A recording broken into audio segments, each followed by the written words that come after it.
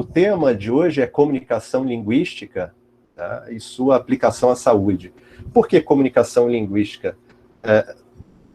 Nem toda comunicação ela é linguística, tá? Vamos começar a discutir isso. Especificamente aqui no curso, a gente vai discutir a linguagem, que é algo específico do ser humano, tá? E que não existe na espécie animal, tá? Então vamos começar a discutir isso. O que é comunicação e o que é comunicação linguística, né? O que é uma comunicação via código de sinais, que é algo, por exemplo, que até as abelhas fazem, e o que é uma comunicação linguística que requer da gente uma certa capacidade de simbolização, né? De internalização dos símbolos, que é justamente a morte da coisa, ou seja, a morte da referência objetiva, né? Porque a linguagem, ela, na verdade, nos permite falar de ausências, né? É isso que a poesia faz. A linguagem, na verdade, é uma verbalização de ausências. Eu estou falando aqui sobre várias coisas e essas coisas não precisam estar presentes, né? A gente, de certa forma, consegue captar, né? Porque nós somos seres de símbolos, né? Nós somos seres humanos, eles lidam com símbolos o tempo inteiro. E o símbolo é sempre algo da ordem de uma interpretação, né? E sempre da ordem de uma hermenêutica. Você sempre está interpretando, né, aquilo que se diz, para além do que se diz, ou para quem do que se diz, vocês escolham. Quer dizer, a linguagem ela não tem nada de preciso, né? Absolutamente nada de preciso. Ela dá origem a vários mal-entendidos, né? E é isso que é preciso estar atento, né? Porque, sobretudo nas profissões que lidam, né, com seres humanos, nessa interface direta, né? E nessa relação intersubjetiva, né, entre, digamos, um cuidador e alguém que está lá sob os seus cuidados. Tá? Então, a aula é basicamente um desdobramento para a gente poder falar aqui da linguagem, né, sem reduzir a linguagem à comunicação como código de sinal, tá? Ou como um código de sinais, tá certo? É basicamente mostrar uma visão ampliada do que vem a ser a linguagem, tá? Então, vamos lá.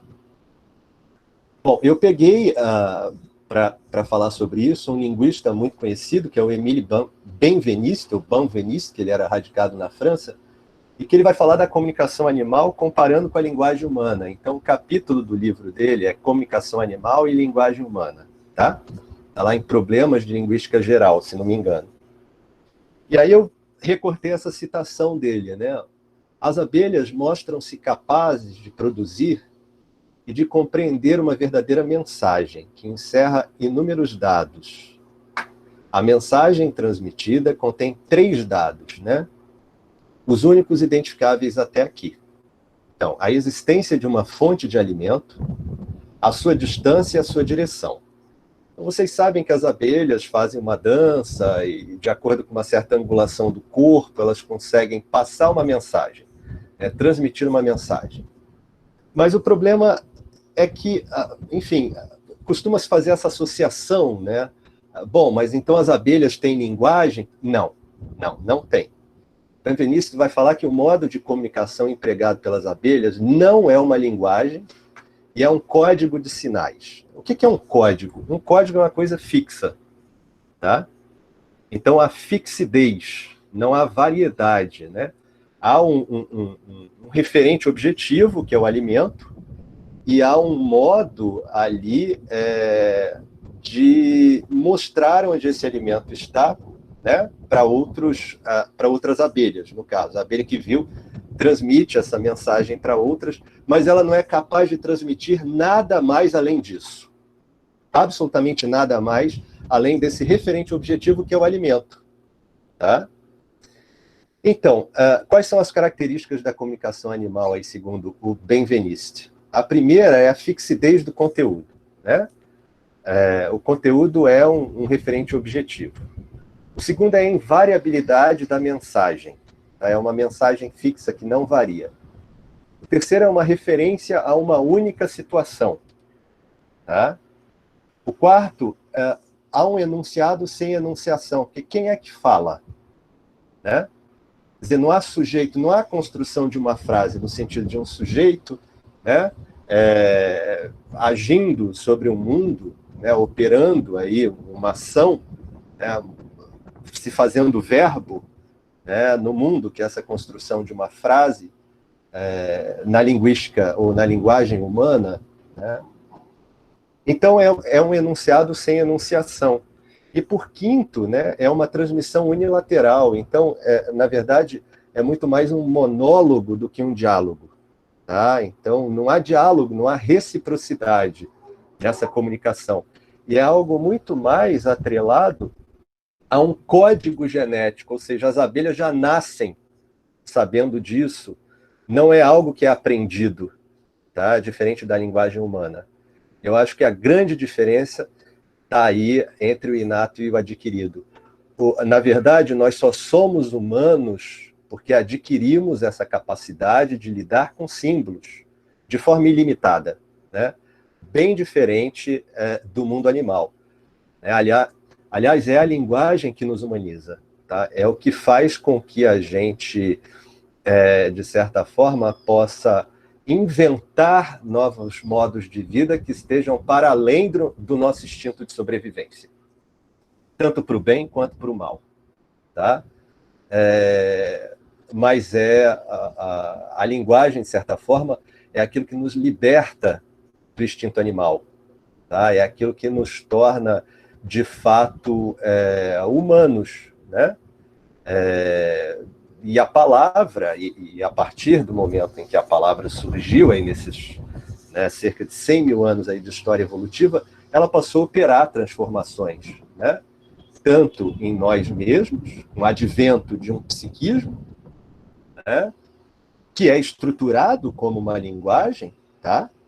É a internalização dessa linguagem e esse distanciamento aí de um certo código instintivo, né, que era fixo e que nos direcionava só rumo a um caminho, tá? Então, há uma diferença aí radical entre comunicação animal e linguagem humana.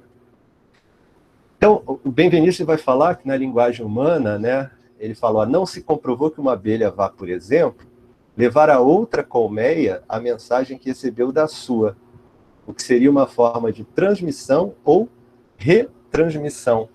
Tá?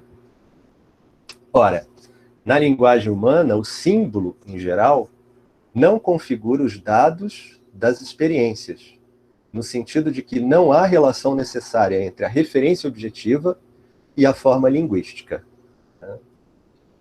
Então, quais são as características da linguagem humana? Em primeiro lugar, ela atrela-se predominantemente à voz e não depende exclusivamente da percepção visual, como nas abelhas. Por exemplo, se estiver de noite, uma abelha não vai conseguir entender o que a outra está querendo lhe transmitir, porque falta uma percepção visual do movimento que ela está fazendo. Uma outra característica, já a linguagem humana, a gente não tem esse problema, porque a voz, ela de certa forma, ela independe, ela independe da percepção visual. Bom, uma outra característica é que a linguagem humana ela pressupõe o diálogo em vez do monólogo. Então são sempre duas pessoas ali em interação. Tá? Isso enfim, talvez seja o mais importante. Ou seja, a linguagem humana é uma via de mão dupla, ela não é uma via de mão única. Então, uma abelha, quando faz uma dança, ela, mostrando onde está o alimento, para sua colmeia, as outras abelhas dessa colmeia, elas seguem essa determinação da abelha, essa transmissão, sem questionar. Ora, é o instinto de sobrevivência. Então, elas estão ali para sobreviver, precisam se alimentar, e elas seguem, então, a orientação dessa abelha que viu ali onde há um foco de alimento, Ora, na espécie humana não é assim. O diálogo pressupõe o convencimento, a persuasão, ninguém vai fazer necessariamente o que você diz, né? Só porque você, em tese, porta um saber que é universitário. E ainda mais na sociedade atual que a gente vive, né? Que traz à tona aí todo o negacionismo científico. Então, a gente vive um contexto no Brasil que é um contexto de obscurantismo, né? A gente vive um completo obscurantismo, assim. Mas essas pessoas, né, obscurantistas, né, elas estão aí, e é com elas que a gente tem que lidar muitas vezes. Vocês já pararam para pensar nisso? Diante desse contexto, o diálogo, né, ele se torna praticamente assim, uma exigência ética. Não tem como, a gente não tem como sair disso fora do diálogo, né? Não tem como. E essa questão, agora o diálogo implica a dialetização, né? Claro, a pessoa tem que perceber se falha e se abrir para a diferença, para tentar se transformar e etc, né? Quer dizer, se uma pessoa está lá onipotente, né? Esse é o grande problema da educação em saúde, porque o que acontece na educação em saúde, né? Ora, todo mundo está careca de saber, né? Careca de saber que é preciso usar camisinha, não é isso? Existe alguém que não saiba disso? Então, por que não se usa? Porque as pessoas, muitas vezes, se acham onipotentes, né? Então, se nunca vai acontecer comigo, eu não preciso me prevenir, né? Quer dizer, se nunca vai acontecer comigo, eu não preciso usar máscara, eu não preciso, né? Ou se acontecer, vai ser uma gripezinha. Então, esse é o grande dilema da educação em saúde, porque é preciso um diálogo, um diálogo que possa, inclusive, perceber esse tipo de onipotência e trabalhar com ele, porque senão não vai haver troca.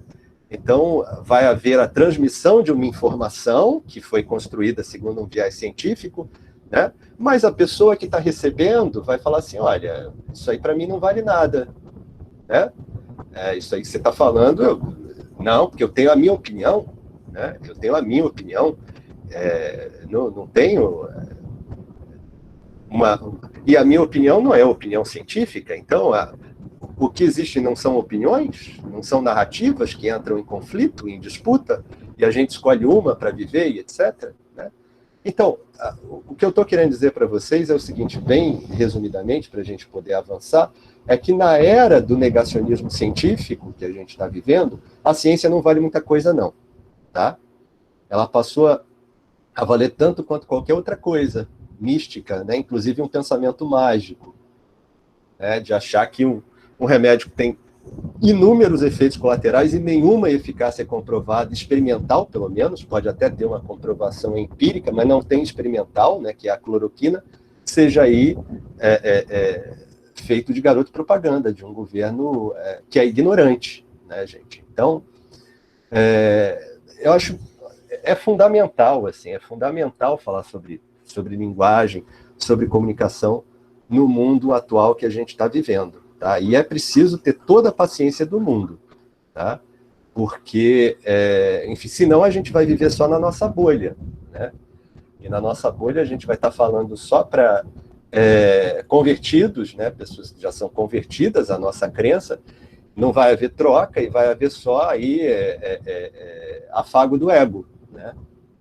Vai sempre crescendo e, enfim, quando na verdade a ideia é efetivamente promover o diálogo, inclusive para o exercício profissional. A gente precisa, né?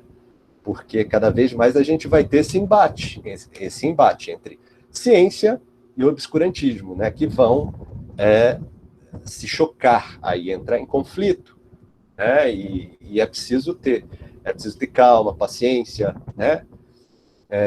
Perseverar, enfim.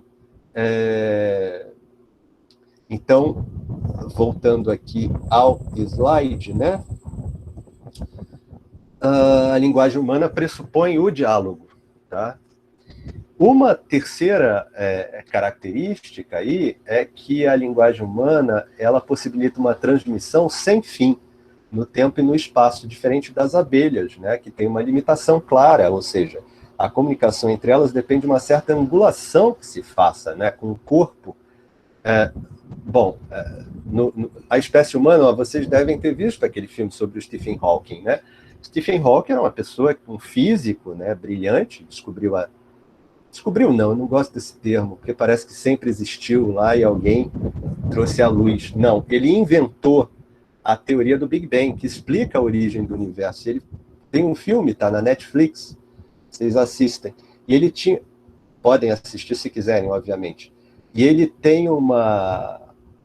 tinha, né, eu acho que ele morreu já, ele tinha uma doença degenerativa que fazia com que ele só conseguisse mexer um dedinho, né? E era assim que ele se comunicava.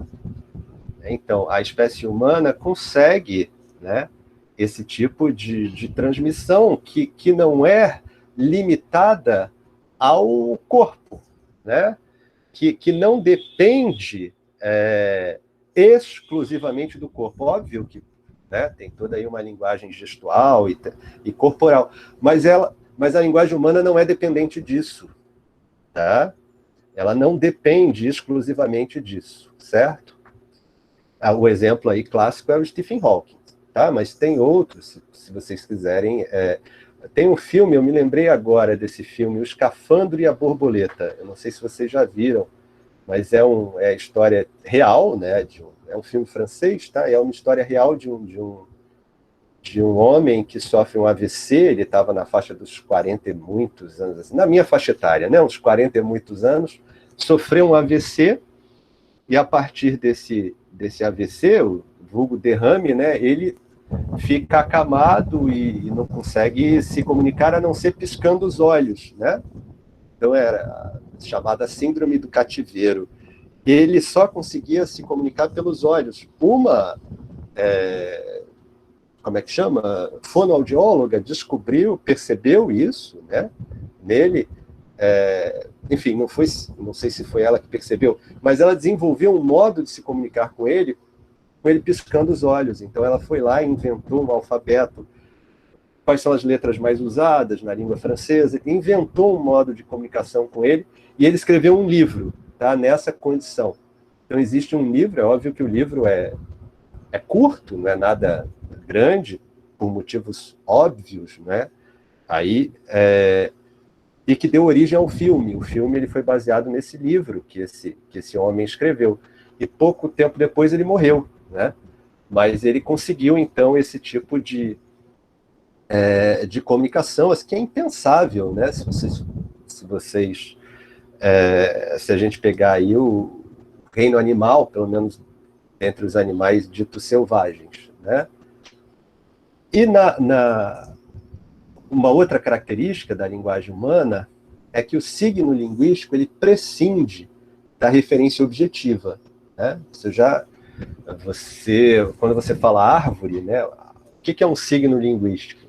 A gente tem, isso segundo Saussure, tá? Escreveu curso de linguística geral, que é um autor clássico, que é pego nessa área. Ele falava, olha, existe o significante e o significado. A junção do significante com o significado forma o signo linguístico. O que é o significante? O significante é a imagem acústica, né? Então, é o fonema, né? Por exemplo, árvore, né? Então, você tem uma imagem acústica a partir de um fonema, árvore. E o que é o significado? É o conceito, ou seja, é aquilo que essa imagem acústica representa. E aí, quando eu falo árvore, vocês sabem, né? Existe um conceito do que vem a ser uma árvore. Eu não preciso desenhar uma árvore, né? Eu não preciso da referência objetiva dessa árvore para eu me fazer entender. Porque o signo linguístico prescinde dessa referência objetiva, e é assim que a gente consegue se comunicar, né? É porque, justamente, a palavra é a morte da coisa, né? E a linguagem é a representação de uma ausência, né? A ausência da coisa material em si, né? E, por último, aí, né, os componentes linguísticos, os morfemas, né, que servem para para constituir as palavras, né, são os prefixos, sufixos, os radicais, etc. E os fonemas, que são sons e outros componentes linguísticos, eles possibilitam variedade, né? Então, é interessante, assim, porque tem, enfim, tá num livro aí de psicologia do Paulo Dalgalarronda, ele dá um exemplo que eu acho bem interessante, de um psicótico, né? Ou seja, na psicose a pessoa não compartilha desse vocabulário, né? Consensual da linguagem. Então, em alguns casos mais extremos, a pessoa chega a construir uma linguagem para si mesma, né? Tem um músico chamado Damião, com A-T-O, Experiença, não é experiência, é Damião Experiença. Vocês podem procurar na internet, vocês vão achar, né? Era um psicótico, um músico, que ele criou uma linguagem própria, a linguagem do planeta Lama com 2 M's, tá? E que ele faz produções musicais em cima disso, ou seja, ele criou uma linguagem que é própria, que é dele, né? Que não é compartilhada aqui, né? Mas o exemplo que o Paulo Dalgalarrondo dá é de um psicótico que acreditava que ateu, em vez de ser a pessoa descrente, era o crente, né? Até que perguntaram para ele, olha, mas por que você acha que ateu é o crente, né? Aí ele falava, é porque a pessoa que é ateu está a teu comando, né? Então, é essa possibilidade de variedade que constitui a riqueza da linguagem humana, né? Quer dizer, a linguagem ela equivoca, ela não ela não diz respeito, né, a algo em si mesmo, né? As palavras não são coisas, né? As palavras elas têm, parece que têm uma vida própria, né? Sobretudo na espécie humana, tá? Elas produzem realidades, né? Se vocês pegarem aí toda a teoria do performativo da escola inglesa, né? De Austin, e outros. Então, é essa ideia mesmo de que a palavra, ela produz, né, realidade. Tá? Então, chegamos aqui nos modelo de transmissão, nos modelos, né, de transmissão. O autor que escreveu esse capítulo, esses capítulos que eu estou comentando do livro, Psicologia Médica, ele traz basicamente 2 modelos, um que é de transmissão e o outro modelo que é de constituição. Tá? Então, eu vou tentar apresentar aqui brevemente esses 2 modelos. Tá? No modelo de transmissão e comunicação, o que está em jogo é a objetividade. Então, existe essa crença assim, um pouco ingênua, né, na objetividade da linguagem humana, de que você consegue se expressar objetivamente, assim, de que você consegue se expressar sem mal-entendidos, sem equívocos, né? Então, essa ideia de que existe um emissor, então existe uma mensagem que é codificada por um emissor e um receptor que vai decodificar essa mensagem, né? Então, o emissor, ele lança, ele endereça, né, uma mensagem codificada ao receptor, que decodifica, né, e entende aquilo que o emissor quis dizer. Essa ideia da transferência de informações, né, da transferência de significados. E é algo próximo, o autor traz, né, da noção que o senso comum tem da linguagem, né? Que eu falo, por exemplo, eu estou falando aqui agora, e deixa eu ver se tem alguém me vendo, me assistindo. Espera aí. Então, eu estou falando, tem 42 pessoas me assistindo, né? Então, é o mesmo que eu acreditar que aquilo que eu estou dizendo vai ser entendido por 42 pessoas, né? De que eu estou aqui com uma mensagem codificada, né? Tentando transmiti-la a vocês, que vocês são receptores, que vão decodificar isso e incorporar, né? E que aí a transmissão vai ser feita. Ou seja, é um mero modelo que se baseia na cibernética, né, nos modelos computacionais, nos modelos algorítmicos e tal, e que tem muito pouco a ver com a linguagem humana, né? tem muito pouco a ver, né? Porque a linguagem humana, essa ideia de uma transmissão, é algo da ordem da impossibilidade, mas que não deve nos deixar impotentes em função disso. A gente tenta sempre chegar o mais próximo possível desse ideal de uma transmissibilidade, mas a transmissibilidade plena, ela é impossível, né? Ela é impossível, sempre vai haver espaço para o equívoco, para o mal-entendido. Isso gera conflito na relação, tá? Toda relação intersubjetiva entre duas subjetividades, entre duas pessoas que têm dois psiquismos, é conflituosa. Não tem como ser diferente, tá? Toda relação é conflituosa. A questão é a gente saber lidar com esses conflitos, né? Como é que a gente vai lidar com eles e superá-los, né? Não há relação que não seja conflituosa. Aliás, o Freud, né, tem um texto muito legal, a gente não vai ler, mas eu recomendo que vocês leiam, que se chama Mal-Estar na Civilização, tá? E é um texto, é uma resposta que ele dá às pessoas que acreditavam numa certa ética baseada na eudaimonia. O que é a eudaimonia? É a busca da felicidade, né? É a procura da harmonia, da felicidade, da homeostase, etc. E tal. O Freud existe uma ética do bem-estar, né? Que crê nisso, que vem lá dos gregos, né? Aristóteles, sobretudo, né? Uma ética do bem-estar, da felicidade, etc. O Freud vai escrever um texto detonando com isso, falando, olha, gente, o mal-estar é intrínseco ao ser humano, e não tem como ser diferente, porque a gente abre mão dos nossos instintos mais primitivos, mais primários, em prol do laço social, né? Em prol de algo que barra a nossa satisfação imediata, né? Desses instintos. Então, existe algo aí da ordem do laço, da ordem da cultura, que é internalizada e que constitui o nosso psiquismo, que barra, né, esses instintos mais primários e mais primitivos. Então, o mal-estar, ele é inerente, a gente nunca vai satisfazer todos os nossos anseios, né? Todos os nossos... Enfim, claro, porque a gente abriu mão disso, a gente abriu mão dessa felicidade em prol do laço social, em prol da segurança, né? É isso que o Freud vai falar lá no Mal-Estar na Civilização. Ou seja, a humanidade, né, quando passou a falar, né, e daí se constituiu enquanto humano, né, demasiadamente humano, quando a gente teve a constituição psíquica, que veio barrar esses instintos, aí vocês podem pensar assim, mas quando que isso aconteceu? Quando?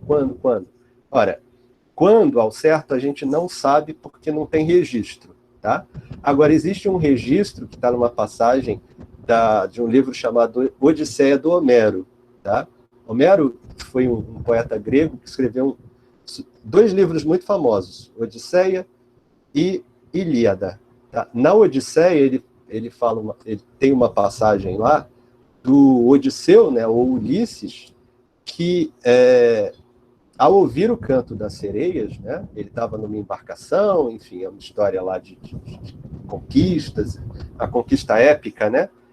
Ele passa não sei quantos anos aí em guerras até voltar para Penélope, que ficava esperando ele tecendo, mas aí acontece que o Ulisses estava lá na embarcação e só ele não tinha vedado, né, os ouvidos e estava escutando o canto das sereias, né?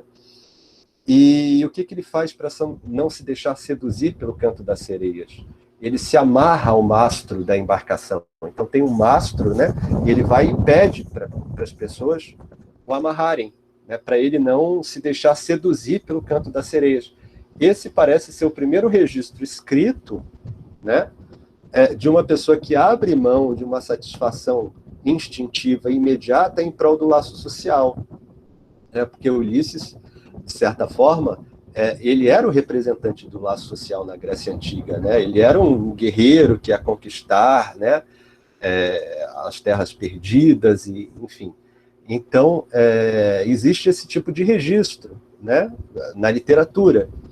E então Freud, nesse texto, Mal-Estar na Civilização, ele vai falar que o conflito, né, e o mal-estar, ele é inerente ao ser humano. Então, o bem-estar é um ideal utópico, né? E eu não estou dizendo que a gente deva abrir mão das utopias, porque as utopias são necessárias para a gente se constituir socialmente, né? A gente precisa acreditar em alguma coisa. Se a gente não acredita em nada, a gente cai na depressão, na melancolia, né? Na perda de objeto, enfim.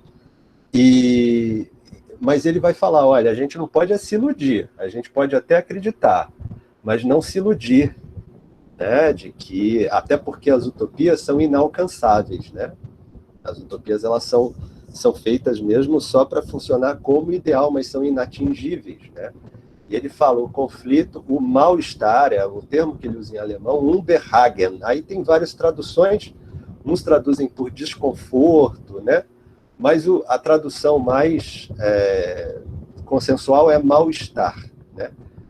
Freud vai falar, o mal-estar, ele é intrínseco ao ser humano. Existe algo aí que é intrínseco e é o mal-estar. Nós nunca vamos nos livrar deles. E nós temos 3 fontes básicas de mal-estar, tá? Ele vai falar, a primeira fonte de mal-estar é aquela que a gente tem com relação ao próprio corpo. Então, reparem, o nosso corpo, ele é falível, né? A qualquer ponto, a qualquer momento, a gente pode morrer, a gente pode adoecer, a gente pode falir. Nosso corpo, ele pode falir, né? E o Freud fala que isso é uma fonte de mal-estar, né? Sobretudo agora, durante a pandemia, né? A gente está com mais de 162 mil mortes, né? Ou seja, quantos municípios aqui em Sergipe tem mais de 160 mil habitantes? Então, vamos pensar, olha, Sergipe perdeu municípios de médio porte nessa pandemia, né? 160 mil pessoas morreram. Então, vocês imaginam o efeito disso, né? No psiquismo, né? Então, isso aumenta, né, essa sensação de mal-estar com relação ao próprio corpo, porque a gente não sabe, e efetivamente nós não sabemos como iremos reagir se formos contaminados pelo coronavírus. Isso é um fato, né? Por mais que exista estatística, né, o inconsciente não conhece estatística. O inconsciente não conhece estatística. Você pode falar, existe 90% de chance de não acontecer nada. Né? Sim, mas o problema são os outros 10%, que a pessoa pode se apegar e passar a sofrer em função disso, né? Porque não há racionalidade para o inconsciente, né? Para isso que o Freud descobriu que era o inconsciente, né? Então, uma das fontes de mal-estar era o próprio corpo, né? O corpo que se tem, que é sempre algo de estranho, né? O nosso corpo é sempre algo estranho. A gente tende a estranhar, né? A gente envelhece. Vocês são muito novos, mas assim, a gente vai envelhecendo e vai estranhando cada vez mais o próprio corpo. O corpo é uma fonte de estranhamento, né? Como eles chamavam, uma infamiliaridade, né? Uma inquietante estranheza, né? Enfim, às vezes é como se a gente não pertencesse, né? Não reconhecesse, enfim. Então, o corpo, isso que se tem, que se chama corpo, é uma fonte de mal-estar primária para o Freud. Outra fonte de mal-estar primária são as forças da natureza, né? E que a gente está vivenciando com o coronavírus, né? O coronavírus, ele veio, né, para fazer terra arrasada, né? Se não houvesse o distanciamento social, teria sido pior ainda, né? Se a gente não tivesse aí insistindo, né, nisso. Mas existem outras catástrofes naturais, como terremotos, tsunamis, né? Há poucos anos aí, poucos para mim, pelo menos, né? Teve um tsunami na Tailândia que destruiu tudo, né? Destruiu tudo, absolutamente, né?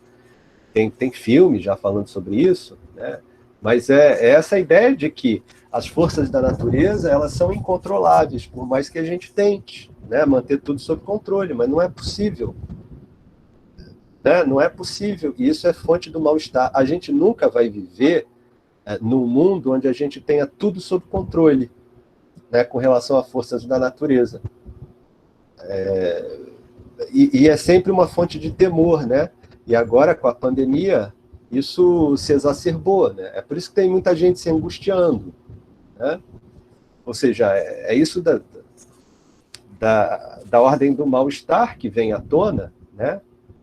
Ou seja, o corpo próprio e as forças da natureza. Agora o Freud vai falar, mas a pior, né? Eu não sei se ele fala assim, tá, gente? Isso aí eu acho que é uma interpretação minha. Mas ele vai falar, há uma fonte, uma terceira fonte aí primária de mal-estar, que parece ser mais intensa, que é a relação com o outro, né? Isso é uma fonte de mal-estar.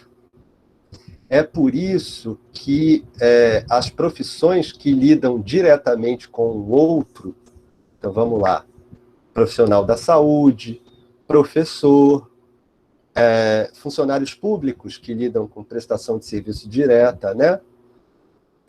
Bancários, né? São as que mais sofrem de burnout, né? De síndrome de burnout, ou seja, desse estresse avassalador, né? Que te dá um apagão, né? Uma espécie de apagão, enfim. Então, o Freud coloca as relações humanas, né? A interação humana como uma fonte de mal-estar. Então, é uma fonte de mal-estar, é uma fonte de mal-estar intensa, né? Não há como a gente interagir com o outro sem um pinguinho de mal-estar, que a gente não sabe o que o outro quer da gente. Essa é que é a questão, né? A gente precisa conquistar confiança, né? A gente precisa confiar no outro, né? Para que algum nível de relação menos tensa, né? Que passe menos por esse tensionamento, que é algo, digamos assim, humano mesmo, né? Para que esse tensionamento diminua. Eu não vou dizer que ele vai desaparecer, porque nunca vai desaparecer, né? Obviamente nunca vai desaparecer, né? Mas, pelo menos não enquanto nós formos humanos, né? Eu não sei, se a gente se misturar com ciborgue, passar a usar silício aqui no cérebro, sei lá, aí deixar de ser homo sapiens, aí talvez até possa haver uma transformação. Mas enquanto nós formos o que somos, né? Isso não vai mudar. E a interação humana, né, a relação humana, sempre vai ser fonte de mal-estar. Tá? Isso a gente tem que já ir para a prática profissional sabendo disso, né? Sabendo que a gente não está num campo que é o campo do conforto. Tá? Isso não é o campo do conforto, é o campo do desconforto, como uma das traduções do Umberhagen. Tá? E deve-se se atentar para isso, e a gente tem que, de certa forma, lidar com isso. Como é que a gente vai lidar com essa fonte, que é uma fonte de mal-estar, né? Quer dizer, o laço social foi aquilo que fez com que eu abrisse mão da minha satisfação instintiva, né, mais imediatista, e como é que eu vou... né? Então, o laço social é sempre algo da ordem do mal-estar, né? Por mais que nos forneça segurança, né? Quer dizer, ultimamente cada vez menos, mas assim, fornece algum tipo de segurança, né? Em detrimento disso, né, que se chamava de felicidade, né? Tá? Então, basicamente uma troca, né? É uma troca e que, de certa forma, a gente vai ter que lidar. Querendo ou não, isso é algo que aparece, né, o tempo inteiro. Né? Então, deixa eu voltar aqui para os slides. Eu já vou concluir, tá, gente? Eu não vou... Eu vou continuar na próxima aula, senão me deem aí mais 15 minutos, 20 no máximo, para eu concluir, porque senão fica muita informação e não é legal, tá? Então, tá. Esse modelo de transmissão em comunicação, do qual eu falava, né, que acredita numa neutralidade, como se não houvesse mal-estar, né, de você estar diante de uma outra pessoa, né, e que você pudesse emitir uma mensagem neutra, essa pessoa receber essa mensagem neutra, entender o que você falou, e a partir daí, né, te enviar uma outra mensagem, aí o emissor passa a ser o receptor. E aqui a seta era para ser ao contrário, tá? A seta de baixo, eu não achei essa seta, aí botei essa mesma, mas na verdade é um movimento aí circular, tá? É isso que vocês estão vendo no slide, né? Um emissor, um receptor, volta para o emissor, para um receptor e tal, mas tudo de forma neutra, como se houvesse só transferência de informações e de significados. Não é assim, né? Tanto que o autor traz o modelo constitutivo de comunicação, que aí a tendência é na subjetividade, né? Eu trouxe essa frase do Nietzsche, né? É algo que é humano, demasiadamente humano. Nietzsche, o filósofo alemão, né? Ou seja, há algo em nós que é da ordem do demasiadamente humano. E esse algo é a linguagem, né? Tem até um filósofo, eu lembrei dele agora, tá? Não está nos slides, não. Um filósofo inglês, o Wittgenstein, ele era um filósofo da linguagem, que ele falava assim, olha, os limites da linguagem são os limites do meu mundo, né? Eu não posso conhecer nada, eu não tenho, né, como conhecer nada que esteja para além, né, da linguagem. É com a linguagem que eu produzo e que eu conheço esse mundo, né? Eu acho assim uma frase muito bonita, né? Os limites do meu mundo são os limites da minha linguagem. Então, nesse modelo, existe essa ideia de que a linguagem, né, ela é constitutiva. Por isso que é um modelo constitutivo, vem de constituição. A linguagem constitui o sujeito, né? A linguagem, quando a gente adquiriu a linguagem, ela nos constituiu como seres falantes e nos modificou, né? Então, houve uma modificação, né, em algo que era da ordem de um código, né, de um código genético, ou não só genético, inato, né? E a linguagem veio, de certa forma, bagunçar isso, né? Desviar esse código fixo de um referente objetivo, né? E etc. Tanto que o que há de bonito no ser falante é que a gente constrói o nosso mundo, né? E se a gente não está satisfeito com um certo caminho, a gente constrói outro, e outro, e outro, e outro, e outro, né? Por isso é que existe psicoterapia, senão não existiria, né? Se houvesse um código fixo, né? Se a gente tivesse objetivos fixos, né, na vida, acho que isso é que o Canguilhem traz um pouquinho, tentando pensar a saúde e a doença, né? A gente não precisaria estar aqui discutindo, né? Era só fazer uma retificação nesse código, né? E se fosse impossível fazer essa retificação, né? Que a gente consertasse ortopedicamente, né? Mas uma ortopedia psíquica, inclusive, mas a subjetividade humana ela não é dessa ordem, né? Ela é da ordem da criação, da invenção, né? E isso, o que possibilita a criação e a invenção é a linguagem, né? Tá? Então, essa ideia de que a linguagem constitui o sujeito, né?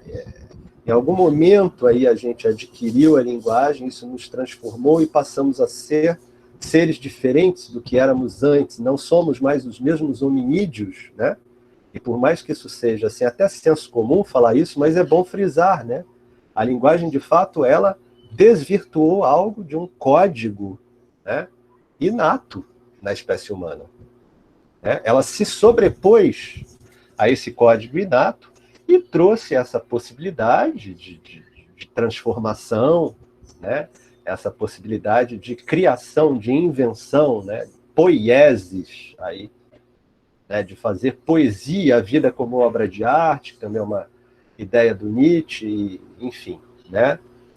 E aí, bom, mas como é que isso se dá, né? Aí o Freud tem um texto chamado Além do Princípio do Prazer, no qual ele vai falar, ele vai observar uma brincadeira que o neto dele fazia com um carretel de linha, né?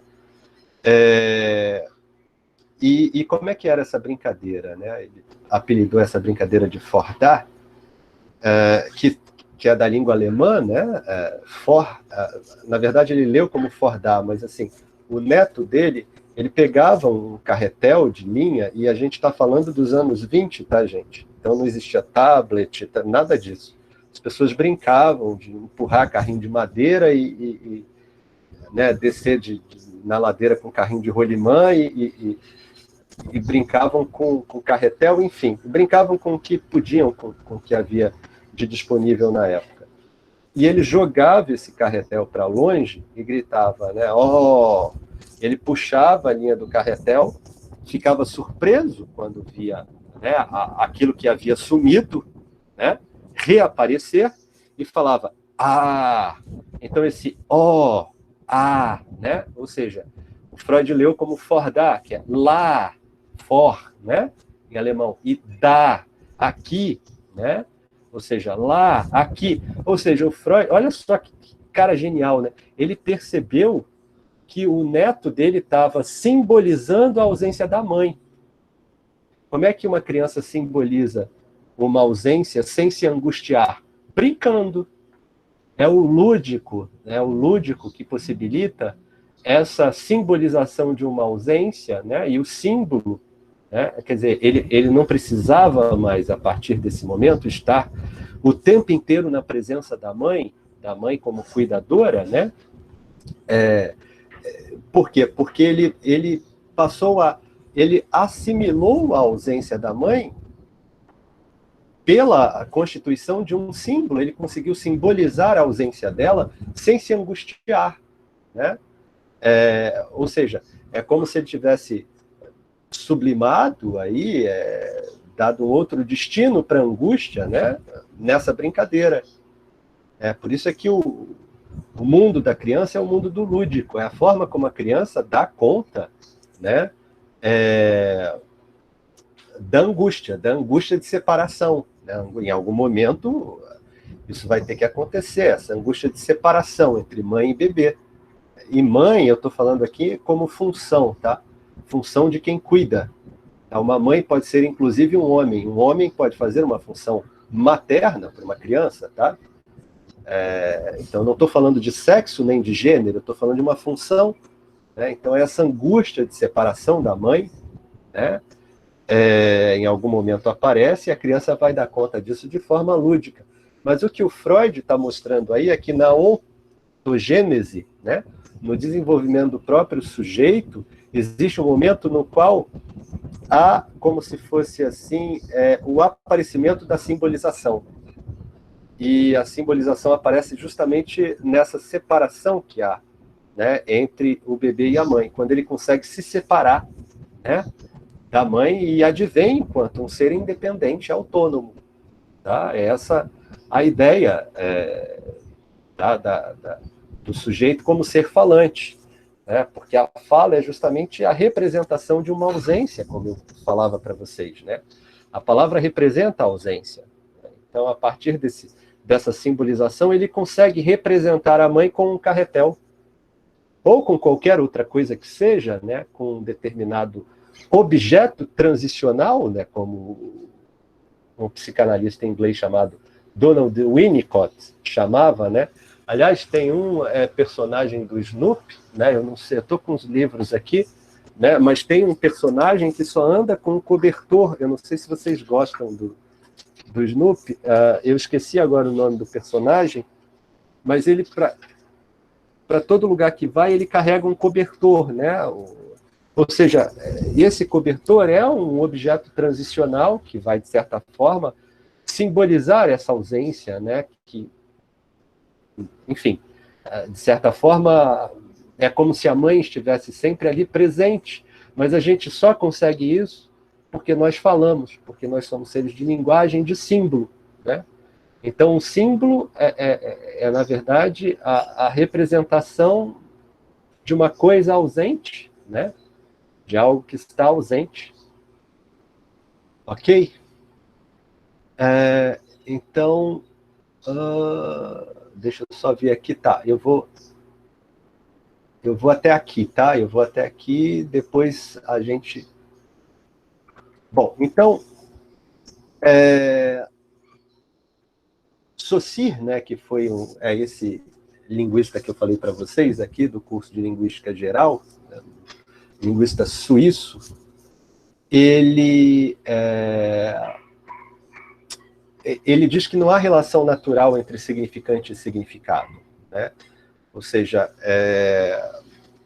não há casamento, né? Não há cópula, né? Não há junção entre as palavras e as coisas, né? As palavras não são coisas, né? O signo linguístico, ele é arbitrário, né? Por que a árvore se chama árvore? E não, por exemplo, sei lá, celular, né? A gente podia ter dado outro nome, né? Ou seja, é o que é da ordem da convenção, mas que a gente acredita nessa convenção porque a gente precisa entrar no laço social. Se a gente não acredita nesse significado convencional, arbitrário, né, que as coisas têm sendo nomeadas por palavras, a gente não entra no laço social.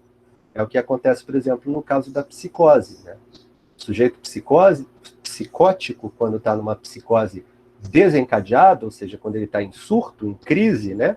Ou seja, está delirando, alucinando e tal, está ouvindo vozes que não existem, né? Está achando que, sei lá, foi sequestrado, abduzido por ETs que implantaram um chip no braço dele que agora controla o comportamento dele e tal. Quer dizer, o indivíduo, quando está assim, em crise, né, ele está fora do laço social, ele não está ali partilhando dessa convenção linguística que forma o laço, né? O grande desafio na clínica da psicose é a gente trazer de novo esse sujeito para o laço social, tá? Como que se faz isso? Varia, e aí há uma série de estratégias, né? Desde medicamentosa, psicoterápica, reabilitação psicossocial e etc. e tal, né? Para problemas complexos, soluções complexas, né? A gente não pode tratar de forma simplista um problema que é complexo, se você quiser efetivamente dar conta desse problema, né? Tá, então voltando aqui, o Saussure, na verdade, ele está falando que não há codificação e decodificação universais, tá? Tal como ocorria com as abelhas, né? E tal como o modelo anterior, né? Eu não coloquei aqui na... Pronto. Então, não há codificação e decodificação universais, né? Basicamente, não chega a ser efetivamente, mas esse modelo tende a acreditar nisso, né? Que é possível uma mera transferência e transmissão de informações, né? Então, no modelo constitutivo de comunicação, o ruído, né? Então, existem certas escolas de comunicação que falam que o ruído é aquilo que atrapalha a boa comunicação. Ora, não há boa comunicação, gente. É isso que eu estou tentando dizer para vocês. Isso é sempre algo da ordem do conflito, né? A gente não pode ser negacionista a esse ponto, de negar que há algo conflitivo no enlace humano, né? Então, o ruído, entre aspas, porque o ruído não é algo que atrapalha a comunicação, ele faz parte da comunicação, e é um obstáculo que a gente tem que lidar e que a gente tem que superar, né? Então, o ruído, como mal entendido, é intrínseco à comunicação humana, a qual depende da relação intersubjetiva, tá? É isso que eu falei.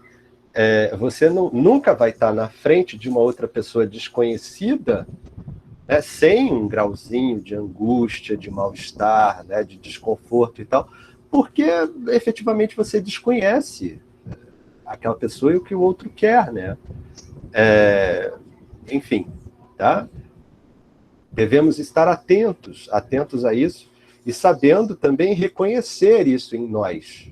Outra coisa que o autor traz, né, com relação ao contemporâneo, né, ele fala, o contemporâneo destrói a relação intersubjetiva em prol da lógica da eficácia e do desempenho, né? Coloquei até um exemplo aqui, o mindfulness, que é um tipo de meditação e tal, que é a espiritualidade do neoliberalismo. O que é o neoliberalismo? É o estado mínimo, gente.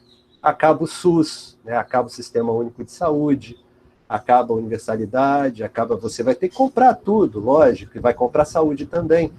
Então, essa lógica do consumismo, né, de que você é um consumidor que vai estar lá consumindo um serviço, alguém vai te vender esse serviço, ou seja, você reduz, né, essa relação intersubjetiva a uma relação de consumo, né, uma relação de objetificação, a uma relação de mercantilização, né? Então, isso tende a acontecer no mundo contemporâneo, na atualidade, e é mais um obstáculo com o qual a gente tem que lidar. Mas é essa ideia de que, enfim, o coletivo não existe, todas as soluções agora são individuais, né? Então não se muda nada estrutural, você vai fazer uma meditação, porque se você não está dando conta do seu trabalho, o problema é seu, né? Eu peguei essa citação da Simone de Beauvoir, que é uma filósofa feminista francesa, né? Foi muito famosa aí na segunda onda do feminismo nos anos 50, 40, 50. Ela escreveu um livro chamado O Segundo Sexo, né? E lá ela diz, né, todo ser humano do sexo feminino não é necessariamente mulher. Cumpre-lhe participar dessa realidade misteriosa e ameaçada, que é a feminilidade. Ou seja, o que ela está querendo dizer aí com essa citação que eu localizei lá na página 7 do livro dela? Não se nasce mulher, torna-se mulher, né? Eu tentei desesperadamente achar essa citação, né, no livro dela, não encontrei. Se alguém conseguir, me mande a página, por favor, e a edição, tá? Mas é a ideia de que não se nasce mulher, torna-se mulher, né? Então eu peguei isso dela para a gente pensar que não se nasce humano, torna-se humano, né? Tá? Então, humanização, gente, é um termo tão assim, né, banalizado hoje em dia, né? A gente tende a conceber a humanização como se fosse uma técnica, né, de melhoramento relacional entre as pessoas na área da saúde, né? Humanização em saúde, então, é uma técnica que você vai lá. Não é, gente, não é. A humanização é a internalização do campo simbólico que nos faz advir como sujeitos, né? É justamente isso. Nós somos sujeitos da linguagem, né? A linguagem é algo que equivoca, né? A gente tem que estar atento para isso. Nunca um encontro entre dois seres humanos vai ser um encontro sem angústia, sem um certo nível de mal-estar, sem né? Um certo frio na barriga, para usar um termo aí mais popular, né? A comunicação, né? Isso que é do campo da comunicação, assim como isso que é do campo da humanização, elas não são técnicas a serem aplicadas, né? Elas são estratégias de sensibilização e de transformação, né, dos seres humanos, num sentido educativo, né? Aliás, o termo francês para educar é élever, né? Ou seja, elevar. A gente sempre, pelo menos quem trabalha com educação, né, como é o meu caso, acredita que a gente pode tornar uma pessoa melhor do que ela já é, né? Ou seja, elevar essa pessoa ao ponto ótimo de si mesma, né? Que foi como eu concluí a aula sobre Canguilhem, né? Quando Canguilhem fala de cura, né? Uma citação do Nelson Rodrigues, que é isso, é você elevar, determinada pessoa, quem quer que seja, ao máximo de si mesma, né? Sem comparar com outras pessoas, né? Mas comparando aquela pessoa consigo mesma. É basicamente isso que a gente está tentando fazer aqui,